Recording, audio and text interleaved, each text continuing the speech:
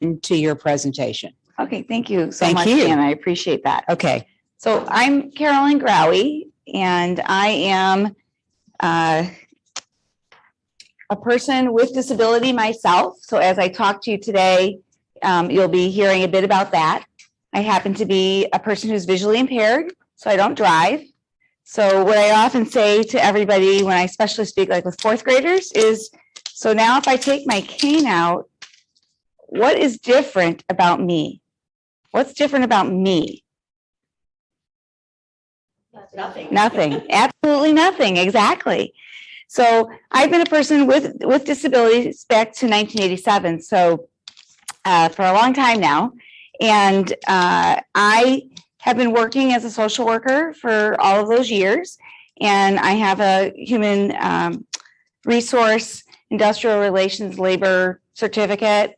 I also have a certificate in as a coordinator of the Americans with Disabilities Act.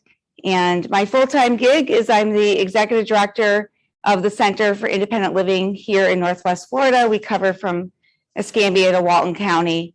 And I've been doing that work actually back to the 80s as well. So that's a little bit about me.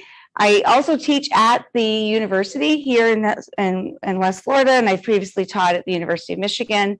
And I have been a person who's pushed the boundaries on a lot of different things for a long time. And boy, do we still have to keep pushing them. It's amazing to me how things can be so welcoming in some places and not as welcoming in others. And if we think about all the pieces that we keep hearing about employees feeling welcome or staying, or do they like their job, or are they going to be happy in their positions? If we think about that, first of all, thinking about it from what does it feel like as yourself to be going someplace that you don't know, or joining a group that you don't know, or things like that. Think about it as a perspective today from a person with disability. And there are all types of disabilities that are around in our neighborhoods, in our offices, in our homes, or in places of employment or other businesses that we may visit. So there's lots of different people that are there. And so with my 30 plus years in the disability field, certainly there are pieces that are part of my makeup. And like when I walk in, I'm like, okay, where, what, when, how, for not just myself, but it's like I have this antenna on it. So okay, go find where's the good, where's the bad, just know what it is. Because when you know what it is, you can do differently. So even as an example today, I mean, I knew I was speaking at 7:30 this morning, so I was going to be here early before 7:30. My ride's supposed to pick me up at 6:30 this morning. That's how early I have to be ready to leave in order to show up where I'm going. And it didn't come until 7:13. So obviously it was one of those like, and thankfully we all have cell phones now, and I was able to at least let Jan know, yes, I'm coming. Don't worry, I really am coming. I'll be there. So that's one of those things. And I try not to have my disability be anybody else's disability. In other words, it shouldn't be in the way of somebody else. At the same time, other individuals have different kinds of disabilities at different times that they need different things. So we'll be chatting about that a bit today as we go through. What I wanted to talk about today, as you see on the PowerPoint, and for those of you who are here and those of you who are on the Zoom, we are happy to make that available to you as well, so we can get that to you at another point, I suppose. But was to look at what is the disability quotient. What I didn't know when I said that is there's actually an insurance term that's called the personal disability quotient, which is how likely are you to be a person to end up with a disability. And that is not what I'm talking about today. But for that purpose of that one, what that does for insurance is, just to make sure somebody didn't want to hear that and then I don't talk about it, is that they're looking at what is your risk factors. How old are you? What kind of activities do you do? Do you work inside, outside? Do you have habits that would be a risk factor, such as smoking, drinking, heavier, etc., that they try to look at and see how people are living their lives. And then they give you a number. And then when you give this number, it says how risky you are, and are you employable or insurable based on what they're finding. And then B, going forward, what's their risk factor for their environment with you being part of it. And so while I think that the questionnaire that I even looked at this week earlier, to me was very vague. And so I think there's always this piece of where we can do something else to do better. And there's also people who are actuaries. I am not. I'm a social worker. I don't look at the rates of insurance. So, but I think that when I looked at that form, first of all, the form that circulates was written in 1985. So you think little things have maybe changed since 1985? Probably. Well, again, actuarials are looking at these stats, right? So anyway, okay. So that's the end of my insurance talk, other than that I will mention it about why people want to work for you as well when we get there. So what is the Center for Independent Living? We have been in our center here, we've been in business since 1980. And we have worked with and on behalf of people with disabilities. Our center has more than 50% of our team, which would have disabilities. And we are required to do that by our bylaws and by our funding streams. So centers are funded through state and federal grants, donors, foundations, contracts, things like that make up who we are. But what we do and offer is to be able to help folks be from where they are to where they want to go. So we are always about whatever that person's goal is. And so when we are looking at it in that way, we take it from, do they want to be the astronaut? And they're a person in our office who can't add 2 + 2. And we'll just take that extreme for a moment. Well, what could they do that would be space related or astronaut related that would get them there so that they could say they were part of it? And my favorite story to tell you about this is a person from up in the northern area who was in school, did okay in school, not great, completely social phobic, but this person wanted to drive a race car. That was his thing. He wanted to drive a race car. So when he looked at being able to drive a race car, he didn't see all the steps in between that might need to be there. And we couldn't get him an internship anywhere. It wasn't going to happen to be a race car driver, but we were trying to see what could be there. And we finally had one of the big three who would let him come and shadow somebody at the big three. And they really thought, oh, he'll just shadow, we'll just let him do that. They were like writing it off. They weren't really accepting this person with disability coming into their environment. And when that happened, he got there and he was bored. And so he started flipping through like all these statistical papers. He said, there's an error. There's an error. Oh, here's another error. And they're like, what do you mean there's an error? The computer's spitting that out. And he was faster at finding mistakes than the computer was. Wow. And so they let him look at it some more. He ended up saving that automobile company $400,000 in the first year that he was there. So we write people off at times who could be giving other things to our organizations or other things to our community that are part of the factor that would be going forward. So do you think they hired him? Yeah. Yeah, they sure did. They hired him. Guess what he gets to wear now? A race car suit. Sort of like a race car suit, but he has a jacket that has the big three's name on it and his name's on the front of it. Nice. Okay.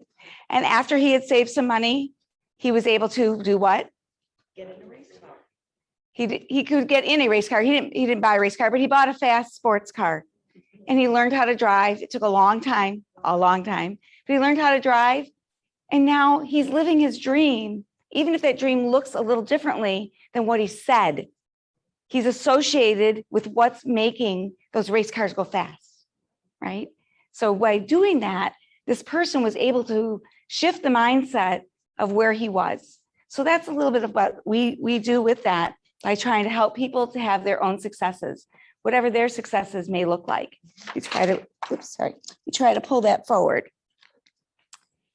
On this next graph, this will be the last time I directly talk about insurance. This graphic is letting you know some different ways in which people with disabilities live their lives a little bit differently. Like, what is our reality? What does that mean? And a person with disability tends to have more difficulty finding employment. So are often at $15,000 or less of income. Part of that is about also how they can get their benefits. Sometimes there are different programs that exist in every state that allow people to be working and get their benefits, but they're at different levels. They're also more likely to not be insured for what they actually need. And they're more likely to not, because of their lower income, to not follow whatever the medical information may be, or they have to choose between medicine and food, or medicine and rent, or medicine and XYZ. And so that can become a really hard thing for some employees who would have disabilities. The other piece is that there's a lot of social isolation that happens if people don't take the time to get to know who you are and don't take the time to connect with you. So when people connect, it's great, but when you're a person off to the side, it's different. So I showed you my cane when I started today. And my best example for myself of that is that I don't drive. I can't get anywhere in this community by myself besides something that's down the street. I'm reliant either on a cab, an Uber, the bus, a colleague, a friend, all those kinds of things. I can't do it. But does that mean I can't do everything else that I have to do in my job? And the answer to that, 30 years in it, no, I can do my job, okay? So those are pieces that are important to just think about what individuals can do. And for myself, I used to walk up to the PTA, just like everybody else would walk into the PTA, but because PTA is at night, I would walk in needing to use my cane because I don't see well in the dark and if there's something that's unfamiliar to me. So I would come in with my cane and people would be standoffish, like, oh, she's got a cane. Like, she's got a cane. So I've been an advocate since I was in second grade, which had nothing to do with the diabetes or with the vision impairment, because I wasn't even diabetic in second grade. But I just said, oh, hi. And they said, oh, she's talking to me. It's like, yes, you're in the room, you're sense. And it would be, and it was, I would try to not do that in the sense that I'm not trying to embarrass folks, but at the same time, it was a way of being included and being part of it. I was giving my time to the PTA. I was making the directory. I was helping people with getting their room moms and things like that. So why was I seen as different than the rest of the PTA? And so that's just another piece of it that would be different for individuals. And so different people experience that in different ways. Sometimes people have difficulty speaking and people don't give them time. Sometimes, in other words, to get their words out. They could have a stutter, they could have anxiety, they could have any number of things that could be part of what that might look like. And then I already shared the piece about transportation, and this big number here, 34%, it still has a long way to go. I'm very excited. Someday we will have driverless cars and I'll just say, I want to go, and I just get to go. One day, maybe I'll be a cruise ship director because I'll be exactly in the same boat as everybody else. So we'll see. Okay, so we have 5 core services that we mostly provide, which is the information referral. That's actually our largest one. People find us and then they need something, whether it's from us or from somebody else, but they could call for anything, and that could be for a 2-minute conversation. It could be 2 hours. Somebody could call 20 times for 2-minute conversations. It could be anything that they would like. All of you are welcome to call. We do information and referral for people with and without disabilities. What it is about connecting the dots and getting people to where they need to go. The independent living skills training is a whole variety of things. It could be decision making, it could be time management, it could be learning how to cook, it could be learning how to utilize that computer program. It could be all different kinds of things that that person needs. It's their goal, and how are we going to help them to be successful at it so that they can do their next thing in life of where they're trying to go. We do a lot of peer support. Peer support, you all do it as well. You were sitting and talking before at breakfast here, and so you are HR involved individuals, and you are able to share something that way. Or you might share because you have a love of swimming, or you might share because you are an individual who's involved with the chess team, or you have kids in the same programs. We have peers in all different ways. When we talk about peer support, we're talking about persons with disabilities, whether they be the same disability or going through something that's similar, and being able to share that. So if somebody comes to the office and they happen to be visually impaired, they don't have to talk to me, they could talk to somebody else. However, if they have a specific question about visual impairment, it's likely that I may have at some point in time experienced it. Maybe not exactly the same way, maybe not exactly the same thing, but some realm of what they're going through. So we try to offer that peer support. We do that both individually and we do it in groups. For advocacy, we do a lot of individual advocacy and a lot of systems advocacy. So as we are around the community, we are looking to have that curb ramp be in the sidewalk. We're looking to make sure that that elevator button is working. We're looking to make sure that somebody has a grab bar in a restroom. We're looking to make sure that somebody can give their public comment at a meeting, even if they can't be there in person. We're looking at ways that people can be involved across all aspects of the community. And individually, it might be that somebody needs help to get to or from their doctor's office and they're having to advocate with their transportation company, or maybe they're at the doctor's office and they can't understand what they're saying because they're deaf and they need to have an interpreter. Or it could be all sorts of different kinds of things. Recently, I was just called yesterday, actually, about a person who was discharged from the hospital the other day. And the discharge nurse did not explain to her what was going on when she was being discharged. And then she went to the facility where she's having her rehab, and they aren't telling her what's going on. So we need to assist her in helping to make sure that she has all of her answers so she can be a compliant patient. Because the reason she went to the hospital the last time was a medicine she wasn't taking, but she doesn't know what the medicine looked like. She doesn't know why she was taking it. And so now the hope is that the facility is going to help her to understand why certain things are more important, as an example. And then maybe she can get back to her job and her family and all those things that she would like to. And then we do a lot of transition and diversion services. Our transition piece is about looking at students who might be in school and they're going off to high school or going off to college or going off to trades or employment. And so those are some folks who may be able to come to you with experiences that you might have in that shadowing experience that I shared at the beginning. It might be somebody who comes to us to get the confidence level up, to be able to go to that interview, those kinds of things. And then we also do transition. So as an example, I was just saying about the hospital, that person then will hopefully transition back to their own home rather than staying in the facility. And then the diversion is to help people not be out in places that they don't want to live or places like that. So that's a big summary of the center. In your packets, you will see some more descriptions in greater detail. This one's on the independent living. It'll give you a few more of the types of programs that we provide in some of the classes that we do. This isn't everything because every person who comes in is unique. We're all different, no matter what it may be, whether you have a disability or you don't have a disability, it goes across the board. We try to find what is the right answer for that person, and then that person can contribute to their lives, to their family's lives, to the community. And I already talked to you about peer support. And the individual and systems advocacy, there's just a short little version there that can remind you about what's the difference between the systems and the individuals. And for the transition, there's a little bit more information there as well. So the law matters, right? We want to make sure that people can do what they need to do. And so with the Americans with Disabilities Act, we want to make sure that people are able to be participatory, that they have the equal opportunity to do the same things as everybody else can. They might do them a little differently, but they're being encouraged or involved or allowed to be, perceived to be, et cetera, in what they're doing. And most of the time, we talk about in Title I of the ADA, we talk about the employee, but there's also a family, or there's also a person who may have been perceived to have had a disability.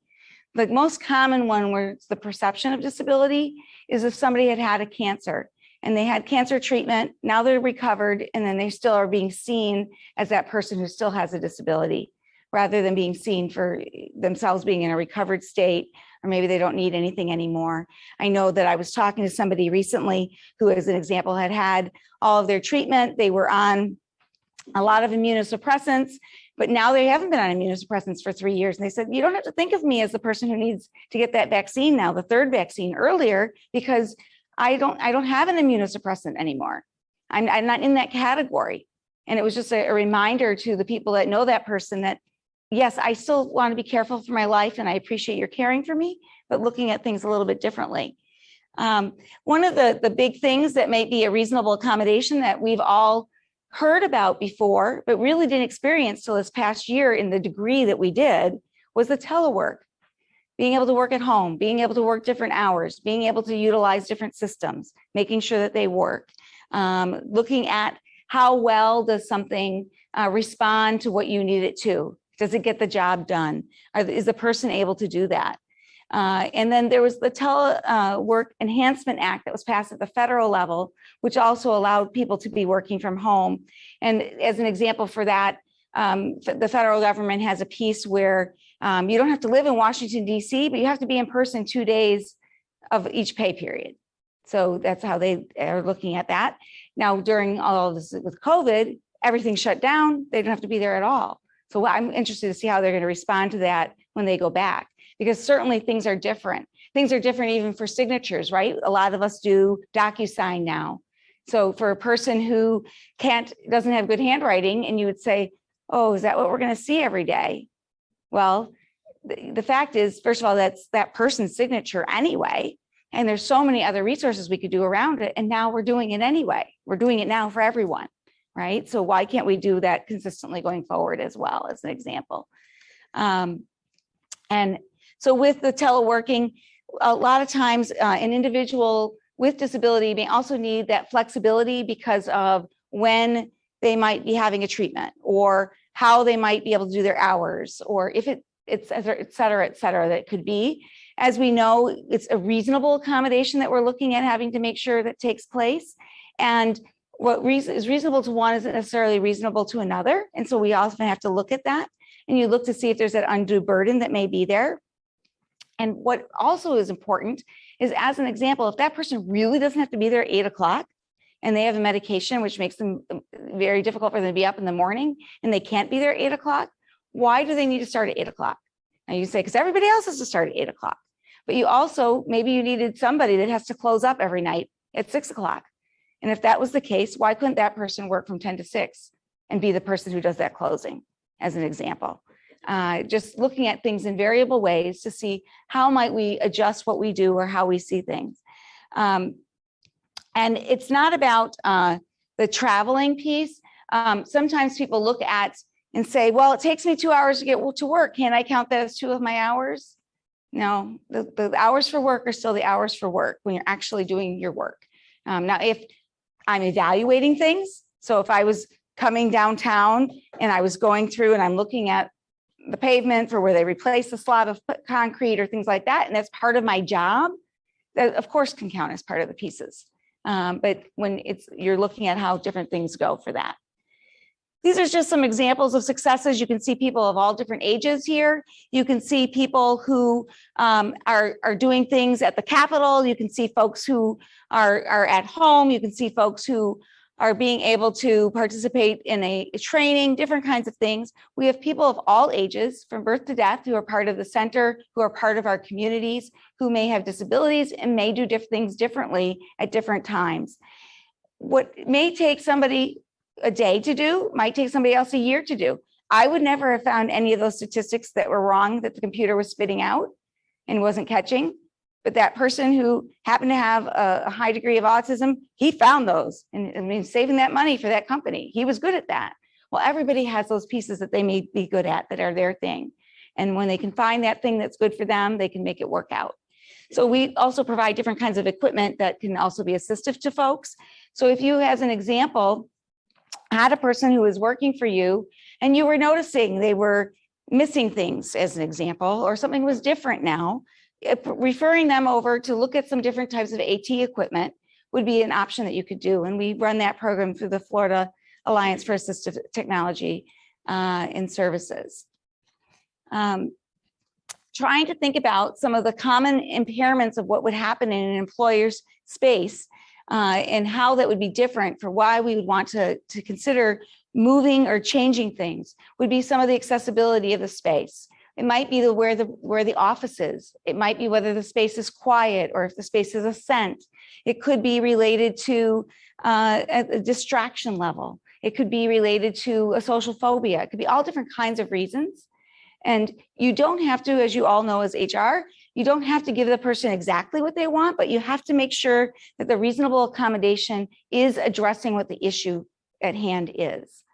So it may be that, no, they can't be the center of the room because there's too much going on, but it doesn't mean they get the corner office that's on Fifth Avenue, right? They may need something else that would be different than that in order to do their job and for you to meet their need of what might be there.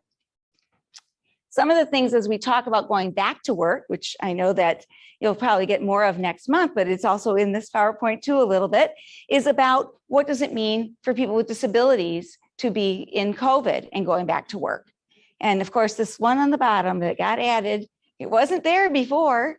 It wasn't there a year and a half ago, but it is exposure to viruses and bacteria. How many people had people that they heard about in their PEO employers who had big flu outages this year? Oh, you did have one that was out with flu. Well, at the beginning of everything. Okay, gotcha. Because most places have had very few extremes of flu. Why? Because we've all been wearing our masks, right? So we've done things differently as a community that made things change. And that has made an improvement for a lot of people.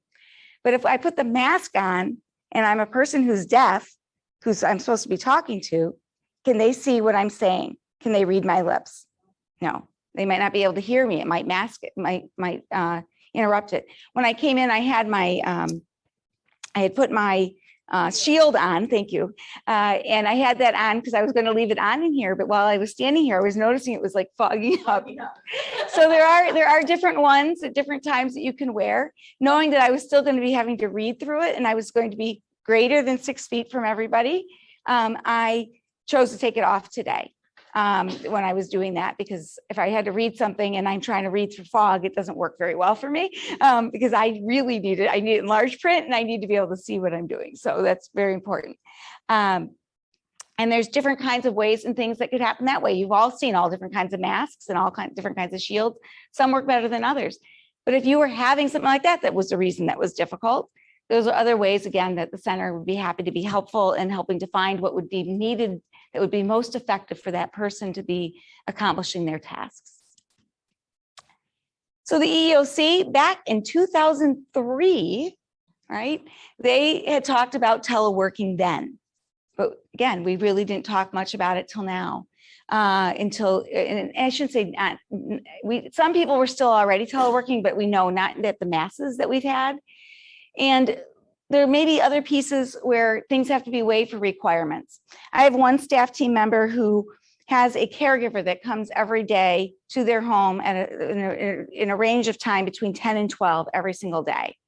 So if we're having a meeting and it runs between 10 and 12 or runs over 10 or 12, you know, either direction, whether it's a meeting that went from 9 to 11 or a meeting that went from noon to 1 or noon to 2 or whatever, he is not going to be in part of that meeting. Well, one of the things that was great about Zoom, we're recording every staff meeting now. We have it. He can watch it. He doesn't have to just wait till minutes come out about it or ask somebody else to repeat it. He can watch it himself when it works. So he's able to do that as an example. So there's different kinds of things like that. Sometimes there are other kinds of policy issues that may arise and being able to look at what works in that particular environment. But as we say in the social work business, if it's not in writing, it never happened. And so it's just like we do in HR, we have to write things up, write things down, have a policy, have things in place so that you know what that means. So it's not a surprise to anybody else. When we look at some of the prevalence of how things have changed with teleworking, we have employees that have been doing much more from home than we ever thought possible. We have new businesses that have been created. We have new outlooks that are there.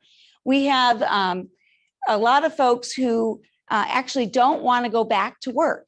They would prefer to stay in the telework environment. They liked being now able. At first it was they didn't like it. Now they don't want to go the other direction, right?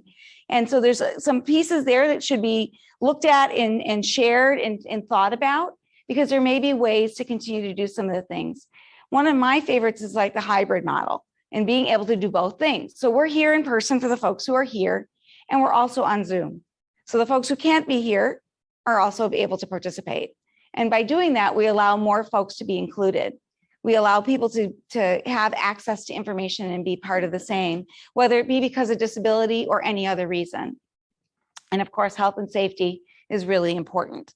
I was really surprised that 54% of the people that were working remotely actually still want to stay remote. What's also really important is by having that policy, you get to know whether the work is being done or not, right? Because you're going to have a check-in. In our office, we're essential workers. We have been here at work the whole time. There was, when the pandemic first started, we went to our homes, but then somebody was always having to come into the office anyway. Like, we were constantly doing it. And so after 2 months, we came back to the office. We happened to be fortunate enough that because we normally would work with somebody one-on-one rather than in a group, we do have groups as well. We haven't done any groups in person since COVID, but with the one-on-ones, we have enough room in our spaces that we don't have to have multiple staff members in the same room. And so that was a way that we were able to come back in person, but to provide essential services the entire time. The other piece that I've been hearing from some places, while we need a bigger space because of some training and things that we want to move into and doing, some folks are saying they don't need their office space anymore. They just need a conference room. They want to rent conference rooms instead of paying for an office, because everybody's out in the community working with whatever their job is to wherever they have to go. They need to meet up sometimes, but maybe they don't need to meet up the same way that they were before. So I think we're still going to continue to see a lot of things different about teleworking. The COVID long haulers. This is the big one. For long haulers, the big issue is that somebody has long-term COVID symptoms that stay or that prevent their cells from getting back to maybe the way that they were before. And so they have a new something to adjust to. And in social work, if you were going to a counselor, you would go for adjustment disorder. You might see somebody for a few months and then you're all done. Well, we don't know that right now for COVID. We've got a lot of folks who've been having issues for about a year who were the early folks who had COVID matters. Some of that may change because now there's some treatments. There may be some pieces that start to change with it. But what we look at is that person going to be covered under the ADA? One of the pieces that I really do like that has come out of Washington is that Washington is talking about being able to accommodate people. This is a pandemic. If somebody really is taking advantage of it and you need to have a discussion about it, that's different, and you might have to do that. But being able to try to look at it from an all in instead of all out kind of perspective, where we are going to give people the benefit of the doubt. We're going to help people to have the needs met that they need to be successful at their job. And don't we really want that for everybody anyway? Wouldn't we want the person to have the pencil with the eraser that's going to work for them, or the pen that erases because they have errors? Or if you all remember on typewriters when we used to have the whiteout and we wanted to use type out, right? And now we have computers that we can just back up and go over. So if we can think about it that way a little bit, we can assist folks to finding their way to have what they need in order to be successful when they go back to work. For some individuals, it's much more serious than others, depending on what matter it is. Not being able to smell a fire is more of an issue for a chef than it's going to be for a mechanic per se, maybe. But it could be for the mechanic too, if they have to smell that the oil's burning, right? So you have to look at what's important of where it is, and then being able to try to look at that more closely. So some of the symptoms that we've seen though have been coughing. I'm going to read from this because then I won't forget them. Coughing, extreme fatigue, body aches, joint pain, shortness of breath, loss of taste and smell. This part is, even if they didn't have it at one point, they could have it later at different times and at different heights and in different ways. I'm still not convinced if I had or did not have COVID before. And when I say that is I was on a plane in January before COVID was COVID, and I didn't think there was any problem. I did lose my voice, but I ended up with a sinus infection. So I thought it's just a sinus infection. It was the longest sinus infection I ever had. And then I could swear to you, it would smell like somebody was smoking in our office. Nobody in our office was smoking. And so I don't know personally, even because at that time they weren't doing antibody tests. And so I don't know if it was, God help it. That's great. Then that was my bad experience, because I happen to be a person with type 1 diabetes. COVID is not something I want anywhere in my midst. So that's why you'll see me whenever I'm someplace else, usually with a mask on, standing my distance, participating by Zoom, because I'm trying to make sure that I get to live my best life. And part of my living my best life is not being in that hospital, not being on a ventilator. That's for myself. So that's for others maybe as well. Some of the other pieces that are more serious that also have come up have been problems with individuals' hearts, problems with chest pain, problems with the Guyon's disease, where we may have some paralysis in their hands, as an example, seizures and scarring of the lungs. From a different accident way back when, I had to be on a ventilator for a little while. And when I was on it, afterwards, I was a competitive swimmer. And afterwards, I could just tell I could not get the air in. I mean, I could swim as hard as I could. I was strong, I was okay, but I could not get the air in. So if you can imagine the shortness of breath piece and people having scarring and what that looks like, that it could be some things that may continue to have other treatment. People may need more medical appointments. Again, trying to work with folks to see how you can work best with the system. Obviously, a manufacturing job where you are on a line and everybody's doing the same things, or the things that have to be in a certain order, it's harder to have somebody be able to leave that position. But maybe there's other positions that somebody could rotate into to take different tasks to be the tasks that they could do. Because remember, it's about being able to do the essential functions of the job with or without an accommodation. So we've learned some major lessons. It's to recognize when the ADA is triggered. It's also to look at what they may need to adapt, how to look at job restructuring, and then how do we continue to make sure that we're looking at all of our state and local and federal laws to make sure that we have policies in place that will work. And those pieces are all parts that are part of a puzzle that many of us who work in HR, who are managers, et cetera, would know to be a parent and watching. But we've seen it even more right now with everything that's going on with COVID. Some possible accommodations that you might see that might be different.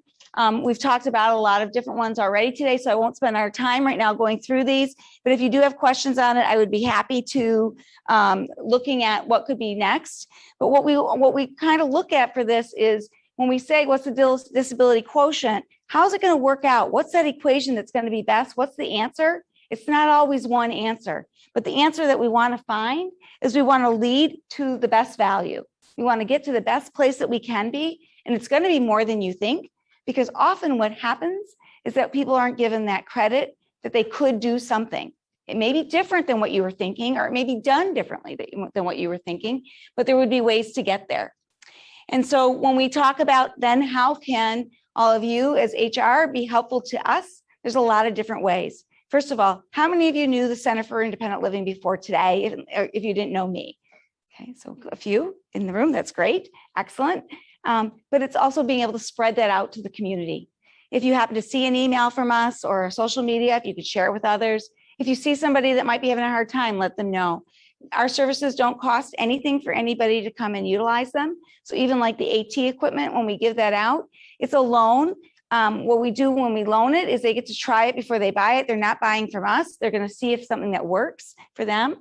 And if it does, then they can look at, we can look at ways that they might be able to fund it. It's not through us though. Being able to invite us, meaning the Center for Independent Living, whether that be myself or other staff, to your trainings, to your employers, to your others that you may have that you're in contact with, because the more they know, the better they're going to be off as well. And that's not because we know everything, and it's not because we're perfect either. It's because we all can help each other. But we're happy to be there and help make whatever that might look like better. We are a partner agency for United Way. So if you're looking for a story to be told that's about where does United Way money come from and how does it help, we can certainly be part of that as well. And then a big one for me that I think that we still could be doing more of is especially with our youth transition, but even in our employment program, is being able to do more of the role playing of the interviews. Doing something like a speed dating with interviews where you have a room and people get to practice, but having different types of employers, different types of persons that can be in the room and people can get those experiences. And of course, if you have jobs that are open, letting us know, we'd certainly like to be able to try to help match. And right now, even myself, everybody who's got a PEO running, you run into somebody, I got 5 jobs open myself right now. And I just don't have the right candidates at the moment to put into those positions. So that's a great example of different kinds of things that can happen for different people and how we can help each other. And of course, if you have durable medical equipment that might be in your midst that you're not using, to make sure that you can donate that to the center, we'll make sure somebody can use it. Never turn away a dollar either, because those dollars always add up to be many dollars, and that way it can make a difference going forward as well. But if you look at ourselves partnering with the chamber, what will happen is that more people will have more access, more places, more often to do more things to make our community a better spot. That's probably not exactly what those words say there, but it's pretty close, and it's the same idea. Again, we have ways that we can bring things together. I would say also, please, let's all stay healthy. Let's mask up. Let's make sure that we're trying to be helpful to each other so that we can live our best lives. We may not like the masks and we may not really want them, but we've certainly seen that difference that it's made, and that physical distance as well. It doesn't mean you have to be social distance. Being physical distance just means we have physical separation from where we are. Being able to check in on your employees, et cetera, is part of that. And so we have many strengths. I've shared a lot of them as we've been talking. But one of the pieces for sure is that we've been doing this a long time, and we have ways of being able to be with others and do that next step and help them move to the next space.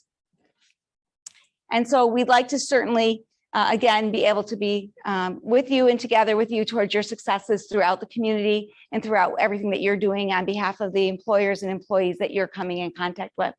So thank you very much. And if you have any questions, I'm happy to answer them. What questions do you have for Carolyn. Carolyn? I'm curious. This is Brenda Kay. Mhm. I'm curious. Certainly, you touched on a really important thing as far as the American Disabilities Act, and it seems like since that act started, it started off with the obvious, and now it seems like so many other things just kind of creep in, and this is going to be one of them. Mhm. Makes me wonder, when we've all heard the stories over the last year and a half, I'm a person that I always say, you can make numbers do what you want them to do. Mhm. Okay. And to me, the statistical gathering that they're getting with COVID right now is one of those things, Mhm. because I've just heard from too many people that certain reasons are getting deemed, oh, it's because of COVID, when it had nothing to do with COVID. Mhm. So with that, is that what the government sector is trying to gather as whether to deem it underneath the American Disabilities Act by having enough numbers so we can say, yes, we're gonna protect people underneath that?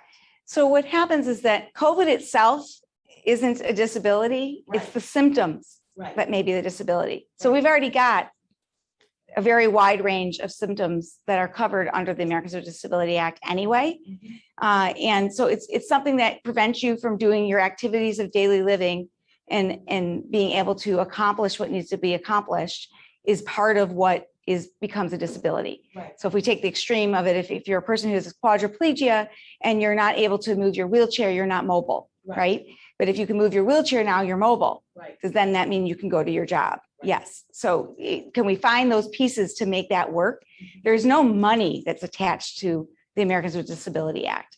And there's not going to be, I don't see Social Security getting any better at processing things for folks. No. I mean, we got people, right now who can't get things that they need already, who really are already at that extreme level. Right. And most people don't want to be on Social Security because you don't get very much money, even if you've worked your whole life. Right. If you go from maybe somebody's earning $10,000 a month as an executive somewhere, and they're only going to get about $3,000 in Social Security, they're not going to live their same life. They're going to be wanting to, even if they had to be on that for a time period, Sure. they're not going to want to stay there.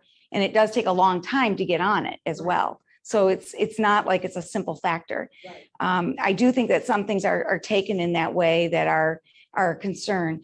I did forget to say something, so thank you for reminding me there. What they are finding so far, and again, this is a generalized number. I don't like to give you numbers that aren't real. And so just like what you were saying, Right. label it this way, but about 10% of people who have had COVID with more complications during COVID have COVID long haulers. So what's that number going to be? It's going to be a huge number across the country and across the world. But we don't know that answer. We also don't know, is it going to last a year and a half, 2 years? Is it going to be 10 years? Is it going to be sort of like polio where somebody has something that's with them their whole life? We don't know that yet. So we're still pretty early in it, I think, to know that answer. Yeah. I would say the long hauler thing kind of hit me. We've got 2 that were sick and we have 2 long haulers, and the accommodation they've requested is scheduling. And it's still something we can do. When they're here, they're paid their work. One, the fatigue and headaches kick in, and she's just, I mean, she was a superstar, and now once she's out, she's just out. Right. It's like, we're fine with that. So like you're saying, it's not costing us right now, except that I'm gonna have to have some, we have to have an extra person and they're working. So it's not like they're sitting waiting for her to need to go, but she doesn't know when she's gonna have to take it either. I think like you're saying, the full effects haven't been seen. Right. But last month's the first time I've heard the term long haulers. I'm thinking, oh, this one and this one. And they've said, listen, I have this from my doctor and I need to shorten my hours. I'm like, we can shorten your hours, look at some intermittent FMLA, and let's just track it well. But it's coming, and it's, you know, my 2 are superstars, but they were really, really sick, and it's really not going away. Right. And I think that that's important too, to be looking at, because the other factor that wasn't raised then with that is, what is the mental health post all of this happening? So if you're saying, as an example, somebody was a superstar and now they are having difficulty doing their job, then that whole piece of how does that also help with the fatigue factor, in addition to the fact that there's the fatigue and headaches that are long hauler related. And I like the one thing you did bring up as far as they're trying to, you know, put this piece together is, you know, how about the people that like to embellish to begin with? Yes, there are. And the reality of it. And, you know, all of us have heard, you know, during the time when people were getting the extra boost in unemployment, you know, all you had to do was say, oh, I'm afraid of getting COVID, and you were getting unemployment. So that, you know, factoring in and really getting to the meat of what is sincere long haulers, you know, that puts a That's really. HR 101. You're always gonna have the people. Oh, in yeah. line. Absolutely, but it's like, there's been this added, you know, fear factor or acceptance that if you're afraid of getting COVID, then, oh, okay, you know, so. But if you don't get paid, if you don't work, then what's the advantage? Right. Well, we have doctors' requests on these guys, because we have others like, oh, I'm afraid, like, well, I'm gonna need you to be here. Yeah, But this one, we've got a doctor's not saying she can only work 30 hours a week or 20. I'm like, I'm fine with that. yeah. But I think that it comes down to that HR battle that's always there on, you know, this one's got a migraine or food poisoning. They always have migraines and food Right. poisoning. Nobody has anything to be fixed with that though. Right. It's like, well, are they lying or not lying? Yeah, exactly. Like, that's HR. Yeah, I mean, and that's one of the pieces where you have a quality employee and not quality employee, where, you know, they said they had a migraine and then you find out they were out golfing, right? Yeah. Instead of, Peaches on Facebook. right, Yes. right. Yeah. So there's all those different kinds of things of weighing it. Absolutely. And there's just pieces to be looking at it. What I would say is that it's often better to err on the side of caution and to see if you can assist it. And then if you can, and you can be supportive of it, and then you'll find out what's happening there. If it just keeps opening the envelope farther and it keeps becoming deeper and deeper, then you got something else that's going on that you'll want to address. Yeah. Anything else before we stop? You know, one thing I've been really amazed at, I really thought and I'm gonna say post-COVID from the standpoint of where we were last year compared to now, you know, obviously coming back. But I've been really kind of amazed how employers have not altered their sick leave benefits. As far as allowing sick time. I was expecting to see more of that, and I haven't. Well, some have, Oh, yeah. based absolutely. on whether they take. Right. Right. But I've just been amazed that more people haven't, as far as when you ask about, you know, benefits, vacation. But now some of them, and now that Pfizer has gotten FDA approval, some of the employers have said that everybody has to get a COVID shot if by a certain date, if they haven't gotten it yet. So that is, but that isn't related to sick leave off. That is related to getting a vaccine. Right. So, And the other part of that though is also some people will not be able to get the vaccines. Right. And Right. that's, and we have to know that Right. that's the factor Right. and be willing to work as much as we can about that. I know even in my own office, somebody who couldn't get the vaccine then ended up with COVID. Now she didn't get COVID. We don't know that for sure. We don't know for sure where somebody got COVID, but we're pretty certain because we've done the physical distancing. We've kept it that we're not together, that it's not from us. We've had the folks every person who's had COVID were in different spots when they were sick at different times. So that we've had that people weren't together at that time. So, but it's trying to look at that because we can prevent it, keeping the office not clean. able medically, physically, medically are not able to Right. get the shot. Right. Exactly. Yes, right. Any other questions for Carolyn? No, it's interesting though, to follow Gallup. Mhm. Right now, the 2021 Gallup scores is some of the highest engagement employed with companies. And it's because you have so many people starting a new job, right? You have that honeymoon period where, everything's happy, everyone's good. And then also people are getting paid more, pay rates have gone up in the last 16 months. Also, there's an Significantly. enormous amount of empathy Right. for people who are nicer. Yeah. And there's also the lowest numbers in disengaged employees in the 2021 Gallup survey. So it's like, They're happy or sad. yeah, Happier staff. Because people are working at home alone. That's another You don't piece. have the Yeah, social that's- connection. Right. that's another reason they quoted probably was because there's a lot more remote workers and, they don't have to make that 30, 45-minute hour commute to work. They save money on fuel, they save money on. Daycare. Right. Daycare. Yeah, so there's definitely happier people, more engaged people at work, but I wonder how sustainable that is. Time will tell. Report back to us in January on the Gallup poll, David. We'll be interested in knowing that. Yeah. Thank you so much, Thank you so Carolyn. much. Appreciate it. Well, next month, Susan is going to be reporting to us. So if you haven't filled out your 3x5 cards, please do that. And we have some more if you fill up the one you have. And you just drop it in the red bag. Yeah, that'd be great. And then in October, Ted Kircher, who is the HR director for the city of Pensacola, is going to be speaking to us. And I'm meeting with him later today to talk about his topic. And then we already have 2 speakers booked for next year. So in January, Kathleen Logan is going to be speaking to us. She had to cancel when the bridge went out.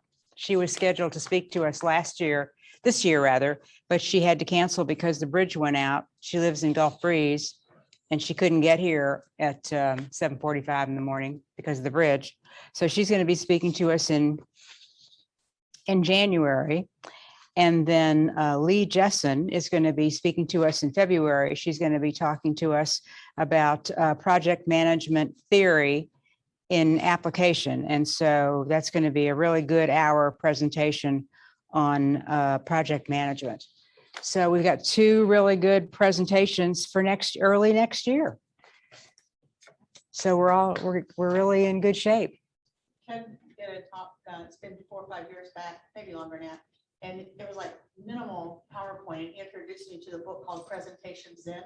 And I'm thinking, oh, back when everybody had like read the thing while I talk. And Ted's like, no. I told him, I don't remember what the picture was.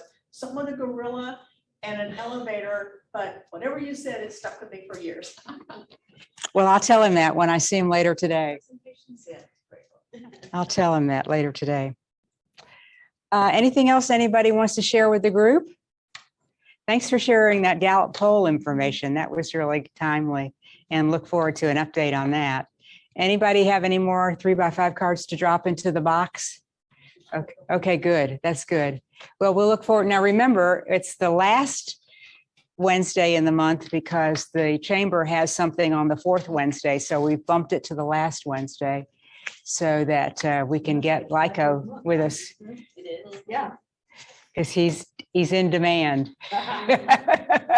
Be sure to tell everyone that's online, hello. Yeah, hello, everybody. We miss seeing you all here in person. So we'll see you at the end of September. See you in September.